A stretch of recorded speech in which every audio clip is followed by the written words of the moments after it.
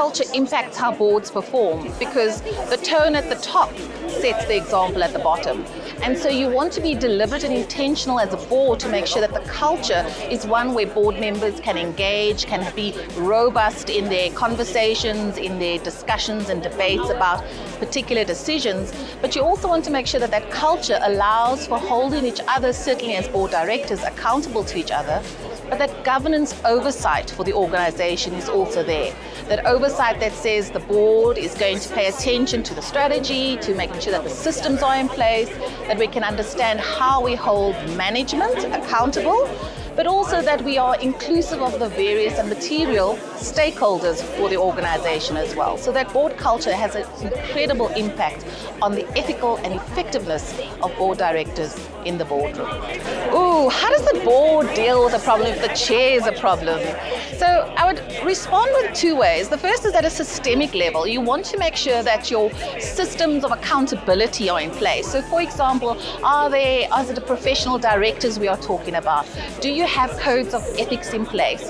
Having the conversation first to understand what is the challenge with this particular board chair. Is it something that can be addressed, or if it's a case of, no, this is really harming the organization and the culture of the board, then it's a case of saying we need to certainly address what's happening in the boardroom and that particular board chair.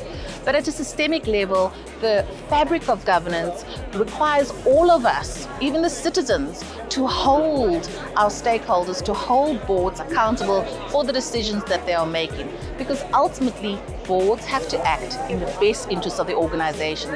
And if a chair is not managing the board in the best interest of the organization, if the chair is different behavioral styles, that's not being an effective board chair, then we need to look at that more seriously.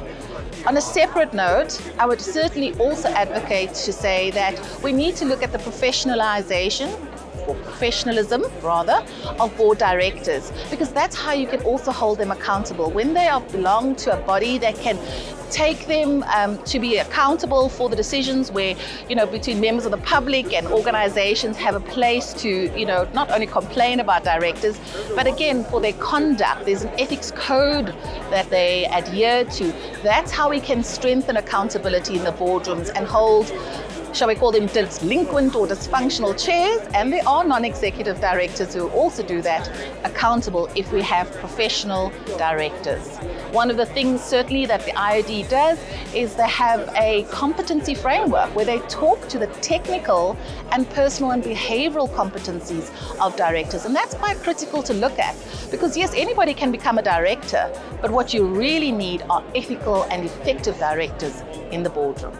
Thank you very much.